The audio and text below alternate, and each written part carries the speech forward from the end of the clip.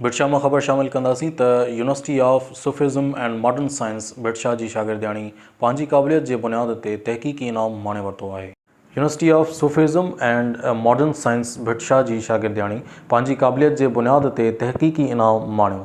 शुमाइला नाले शागिर्दियाणी पंहिंजी क़ाबिलियत ऐं इल्मी जाखोड़ जे मैदान में पाण मंझराईंदे तहक़ीक़ जो इनाम 2023 हासिल कयो आहे। Shumaila information and computing department university of Sufism modern science Bhitshah आख़िरी साल जी शागिर्दियाणी आहे, जंहिं डॉक्टर अली रज़ा रंग जी रहनुमाई में हिकु तहक़ीक़ी प्रोजेक्ट ह्यूमन फॉलोइंग रोबोट जे उनवान सां तहक़ीक़ी मक़ालो जमा कयो हो। इन तहक़ीक़ी मक़ाले खे परखण खां पोइ इन इल्मी कम खे मुल्की सतह ते मञता मिली आहे ऐं इनाम सां पिणु नवाज़ियो वियो आहे।